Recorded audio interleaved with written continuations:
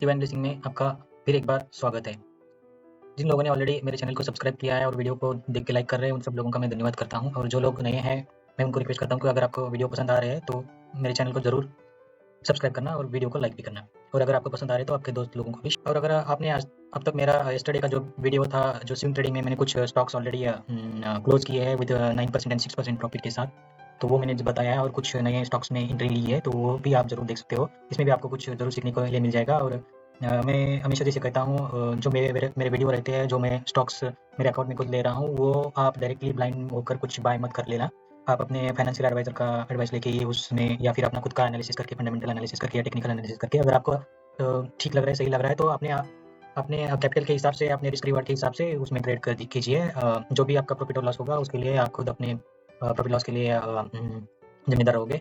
तो यही है कि मैं मेरे वीडियो कुछ स्टॉक्स शेयर करता हूँ, बट वो कुछ लर्निंग पर्पज़ के लिए कर रहा हूँ, तो आप भी उसको उसी लर्निंग के पॉजिटिव व्यू से देखिए। यस, तो अभी मेरे आज का वीडियो का टॉपिक ये है कि आज मैंने कुछ स्टॉक ऑप्शंस में ट्रेड अपॉर्चुनिटी मिली थी, तो उसमें पोजीशन ली थी और उसको क्लोज़ भी किया है। तो उसके लिए उसके बारे में मैं आपको कुछ बताता हूँ।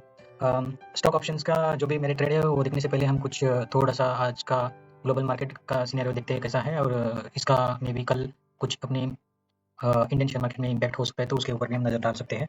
तो जैसे कि मैं आपको हमेशा दिखाता हूँ कि मनी कंट्रोल की वेबसाइट पे आप जाने के बाद, ग्लोबल मार्केट में जाने के बाद आपको बहुत सारी इन्फॉर्मेशन मिलेगी। जैसे कि यहाँ पे यूएस मार्केट क्या कर रहा है, जैसे कि नास्डैक अभी फ्लैट है और डाउ जोन्स 119 से माइनस में है।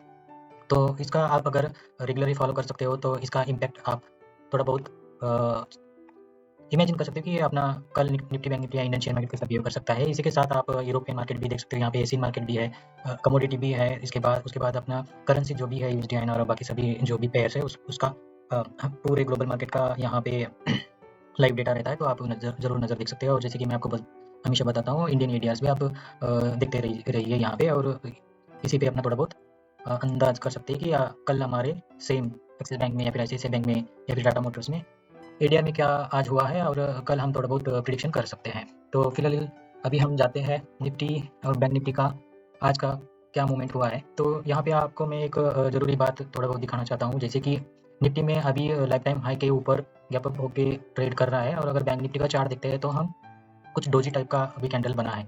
इसका मतलब ये है कि जैसे बैंक निफ्टी में हमें बाइंग नज़र आ रहा है। जैसे कि यहाँ ओपन हुआ था गैप अप, उसके बाद थोड़ा सा नीचे आया, उसके बाद ऊपर जाके क्लोज हुआ है और हैमर टाइप कैंडल बना है। और अगर हम बैंक निफ्टी में देखते हैं, तो कुछ डोजी टाइप का कैंडल बना है। इसमें ऐसा है कि बायर भी नहीं है और सेलर भी नहीं है। अभी इस कंडीशन में बैंक निफ्टी में ट्रेड करना थोड़ा मुश्किल होता है। ये रेंज के बाहर जाने दो, उसके बाद हम कुछ डिसीजन ले सकते हैं। निफ्टी का डेली के चार्ट में मैं आपको एक इम्पोर्टेंट लर्निंग्स मेरी बताता हूँ, या फिर कैसे ट्रेडिंग करना चाहिए, किस सोच के साथ करना चाहिए, इसके बारे में थोड़ा सा बताता हूँ। तो ऑलवेज मैं जैसे प्रेफर करता हूँ, या फिर सब लोग जैसे बड़े बड़े ट्रेडर्स है, वो भी बोलते हैं कि हमें ट्रेंड की डायरेक्शन में ट्रेड करना है। तो ट्रेंड की डायरेक्शन में ट्रेड करना है, इसका मतलब कि जैसे कि यहाँ तक हमें लग रहा है कि ये मार्केट जैसे ऊपर जा रहा है, तो ये अप ट्रेंड है। तो इसका मतलब क्या है कि हमें इस पूरे टाइम में हमें सिर्फ स्टॉक्स, अगर हम ऑप्शंस में ट्रेड कर रहे हैं तो बाइंग साइड करना है, और अगर हम निफ्टी बैंक निफ्टी में करना है तो कॉल साइड काम करना है। यहाँ पे पुट की अपॉर्चुनिटी ढूंढनी नहीं है। तो अगर ऐसा हम करेंगे तो इसके चांसेस जो रहते हैं वो 90% भी पॉसिबल हो सकता है। बट जैसे कि कोई भी स्ट्रेटेजी ऐसी नहीं है कि 100% वर्क करेगी, बट यहाँ पे हमें अगर ट्रेंड के साथ जा रहे हैं, तो इसकी प्रोबेबिलिटी जैसे बढ़ जाती है कि हम हमारे ट्रेड जो है फेवर में जाने के चांसेस बढ़ जाते हैं।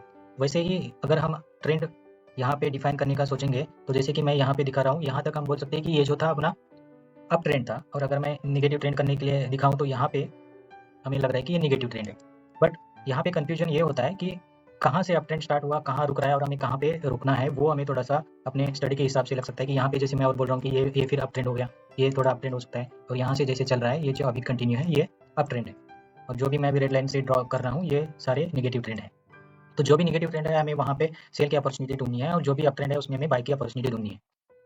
तो अगर आप ऑलरेडी ट्रेडिंग करते हो, तो जो मैं बता रहा हूँ उसका कुछ आपको अंदाज़ा आया होगा। और अगर फिर भी कुछ कन्फ्यूजन है, तो आने वाले मैं कुछ वीडियोज़ में या फिर कंटिन्यू करके आपको बता दूँगा कि इसका एक्चुअल मतलब क्या है, और हम इसका उपयोग करके कैसे ट्रेडिंग अपनी कर सकते हैं।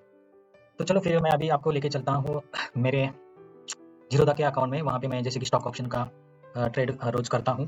तो यहाँ पे अगर आप देख रहे हो, तो होल्डिंग में already same position carry forward है, जिसमें मेरा इन्वेस्टमेंट 28,700 कुछ था, उसका अभी का वैल्यू हुआ है 51,054, और टोटल जो प्रॉफिट अभी दिख रहा है वो ऑलमोस्ट 79% चल रहा है। ये तो एज ए इन्वेस्टमेंट पर्पस भी हम बोल सकते हैं या स्विंग ट्रेडिंग भी बोल सकते हैं। आगे जाके हम देखते हैं कि इसको क्लोज करना है या फिर स्विंग ट्रेड में शिफ्ट करना है या फिर इन्वेस्टमेंट में शिफ्ट करना है, वो मार्केट के कंडीशन के ऊपर हम डिसीजन ले सकते हैं। उसके बाद मैं आपको ले चलता हूँ आज के जो भी मेरे ट्रेड थे उसके पोजीशन जो भी थी उसका रिजल्ट अभी आपको सामने दिख रहा है। जैसे कि आज मैंने टोटल ट्रेड जो क्लोज किए हैं वो 12,000 के प्रॉफिट में क्लोज किया है।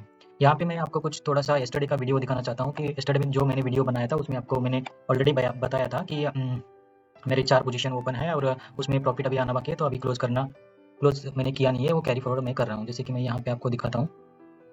अगर यहाँ पे आप देख रहे हो तो आपको यहाँ पे पता चलेगा कि मैं ऑलरेडी बताया हूँ कि ये 4 पोजीशन मेरी ओपन थी और इसमें से ये वाली जो पोजीशन है वो डे बिफोर यस्टरडे से कैरी फॉरवर्ड है, जिसमें मुझे पहले 550 का माइनस में पोजीशन चल रही थी, वो कल जो थी वो 4% में चल रही थी और आज उसको जाके मैंने चारों पोजीशन क्लोज की है।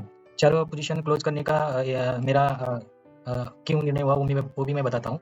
और इसमें मैं एक बात और बताना चाहता हूँ कि कल के वीडियो में अगर आप देखोगे तो आज के जो भी मैंने स्टॉक्स लिए हैं, जो भी ट्रेड लिए थे, उसमें मार्जिन कितना यूज़ हुआ था, ये मैं आपको क्यों बता रहा हूँ क्योंकि आप कैलकुलेट कर सकते हो कि कितने परसेंट का प्रॉफिट हुआ है। तो यस्टरडे के वीडियो में अगर आप देखोगे तो यहाँ पे मैंने 63,000 यूज़ किए थे, जो भी 4 पोजीशन ओपन की थी उसके लिए।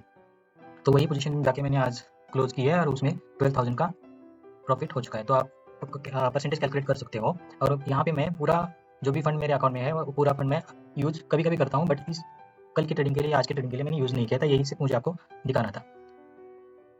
यही अपने मनी मैनेजमेंट में या फिर साइकोलॉजी में आता है। इसके बारे में भी हम आगे जाके डिटेल में चेक कर सकते हैं। तो चलिए मैं आपको थोड़ा सा पोजीशन दिखाता हूँ। इसमें अगर हम देखते हैं तो मैंने एक में स्टॉप लॉस लिया है और 3 जो पोजीशन थी उसमें मुझे प्रॉफिट हुआ है और ओवरऑल हम 12,000 प्लस में आज का डे क्लोज किया है। इसमें स्टॉप लॉस लेने का कारण या फिर पूरे चारों भी पोजीशन क्लोज करने का कारण एक तो ये है कि मैं थोड़ा सा बिजी रहने वाला था, तो इतना प्रॉफिट दिखने के बाद में ऑलरेडी जो इन्वेस्टमेंट अमाउंट था उसके ऊपर काफ़ी अच्छा परसेंटेज से रिटर्न मिल रहा था, तो मैंने पोजीशन क्लोज करी। वो एक पहला कारण था। और दूसरा कारण अगर हम देखेंगे तो निफ्टी और बैंक निफ्टी, अगर हम 15 मिनट का चार्ट करते हैं तो 15 मिनट के चार्ट में कुछ नेगेटिव सिनेरियो बन रहा था। अगर यहाँ पे हम देखते हैं तो यहाँ पे जाके कुछ इस जगह पे नेगेटिव सिनेरियो बन रहा था। यहाँ से लग रहा था कि अभी थोड़ी बहुत प्रॉफिट बुकिंग आ सकती है। अगर निफ्टी में प्रॉफिट बुकिंग आ सकती है इसका मतलब है कि निफ्टी में जो भी स्टॉक्स रहेंगे उसमें भी प्रॉफिट बुकिंग आ सकती है या फिर वो नीचे आ सकते हैं। इसीलिए मैं भी थोड़ा बिजी रहने वाला था, तो इसके लिए मैंने चारों पोजीशन आज क्लोज की है। उसमें से अगर एयू बैंक का जो एक ट्रेड है वो क्यों लिया था, कैसे लिया था, अगर आपको उसका इन्फॉर्मेशन चाहिए तो मैं यहाँ पे आपको 1 आवर में चार्ट करके आपका एयू बैंक का चार्ट दिखाता हूँ। तो यहाँ पे आप देख सकते हैं इसका पोजीशन हमने क्यों लिया था, मैं आपको डेली के चार्ट में थोड़ा बहुत दिखाता हूँ। तो यहाँ पे जैसे मैंने ऑलरेडी किसी वीडियो में बोला था कि आपको एयू बैंक में भी आप नज़र बना के रख सकते हो। तो जैसे कि यहाँ पे हमें एक ट्रेंड लाइन भी मिल रही थी और इस ट्रेंड लाइन का ब्रेकआउट होकर थोड़ा सा रिट्रेस करके भी ऊपर जाके यहाँ पे एक हैमर बना था, तो उस हैमर को देख के हमने कुछ पोजीशन ओपन की थी, जिसका अब तक पूरा टारगेट आया नहीं। पूरा टारगेट अभी लाइफ टाइम आज तक हो सकता है, बट जैसे कि मार्केट सिनेरियो अभी लग रहा है कि थोड़ा यहाँ पे पॉज ले सकता है कि बहुत दिनों के बाद अच्छी रैली आई है, उसको कहीं ना कहीं रुकना है, तो यहाँ जाके कुछ दिन रुक के फिर वापस वो ऊपर जा सकता है। तो इसी के कारण भी मैंने थोड़ा सा प्रॉफिट बुकिंग कर दिया हूँ और 4 पोजीशन में।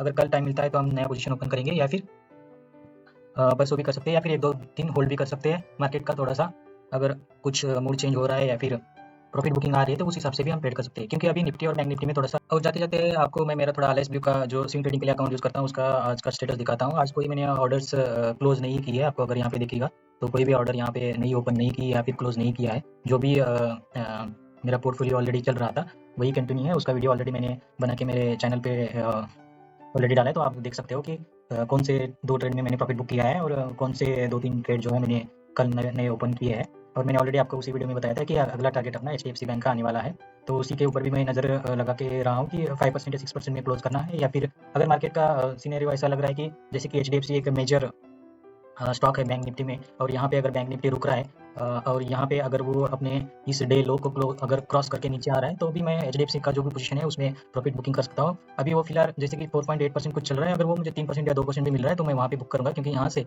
अगर डे लो के नीचे बैंक निफ्टी ट्रेड कर रहा है तो उसका मतलब कुछ थोड़ा सा निगेटिव भी हो सकता है। वो कितना उसके बाद नीचे आएगा पता नहीं, ऐसा भी हो सकता है कि यहाँ से थोड़ा सा नीचे आके फिर बाउंस लेके फिर बढ़ने के लिए शुरुआत करे।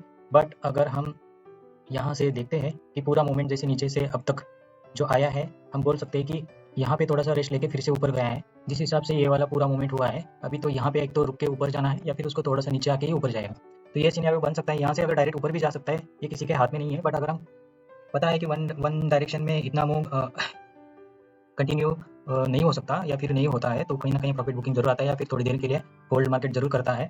जैसे कि अगर हम पिछले टाइम कहीं देखेंगे तो यहाँ पे बहुत दिन होल्ड करने के बाद ऊपर चला गया, यहाँ से भी यहाँ करने के लिए 4-5 दिन होल्ड करके ऊपर जा रहा है, तो इसे कुछ होल्ड करके ही ऊपर जाएगा। अभी जो गया है वन साइड गया है, वो इलेक्शन के रैली रिजल्ट के हिसाब से उसका इम्पैक्ट भी दिख रहा है। तो ये सभी चीज़ें याद रखें। चलो दोस्तों, फिर तो आज हम एक लाइव में 20,000 का विड्रॉल भी देख कर लेते हैं। आपको भी थोड़ा सा पता चलेगा कि हम विड्रॉल कैसे ले सकते हैं, लेते हैं, या फिर ऑलरेडी सब लोगों को पता होगा। बट जैसे कि मुझे पता है 90% लोग हम सिर्फ अकाउंट में इन करते रहते हैं। ऐसी कोई दिन नहीं आता है कि हम विड्रॉल भी ले सके। तो इसी के लिए मैं हमेशा बोलता हूँ कि डायरेक्टली ट्रेड मत करो, पूरा अपना मनी यूज़ मत करो, कुछ फाइनेंशियल प्लान करो, उस हिसाब से कुछ सीखते रहो, लर्निंग करते रहो, और अपने कैपिटल का मनी मैनेजमेंट करके रिस्क रिवार्ड के साथ ट्रेडिंग करते रहिए और प्रॉफिटेबल होते रहिए। सीखते रहे, एक ना एक दिन आ जाएगा, आप लोग भी प्रॉफिटेबल हो जाओगे और इसी तरह के आप भी विड्रॉल ले सकते हो, कर सकते हो। तो चलो हम अभी जाते हैं यहाँ पे विड्रॉल में। इसमें अभी मैं ऑलरेडी यहाँ पे जैसे दिख रहा है कि कुछ फंड अपना रिलीज़ होना बाकी है। जैसे कि आज पोजीशन क्लोज की है तो पूरा फंड यहाँ पे नहीं दिखा रहा है, वो सेटलमेंट के बाद यहाँ पे आएगा। तो इसी में से सिर्फ अभी मुझे तो 20,000 का अमाउंट का विड्रॉल देना है। यहाँ पे मैं अभी विड्रॉल दे दिया और अपना विड्रॉल रिक्वेस्ट सक्सेसफुली हुआ है, तो ये कल या परसों अपने अकाउंट में जमा हो जाएगा। तो इसी तरह मैं आप सब लोगों को भी थोड़ा सा इनकरेज करता हूँ, अच्छी तरह से सीख के ट्रेड करिए। और मार्केट में पूरा पैसा या बड़ा पैसा लेके हम बड़ा पैसा नहीं बना सकते, बट छोटे छोटे अमाउंट से हर रोज़ थोड़ा थोड़ा प्रॉफिट लेके उसको ही बड़ा बना सकते हैं। तो इसी के ऊपर थोड़ा सा ध्यान देके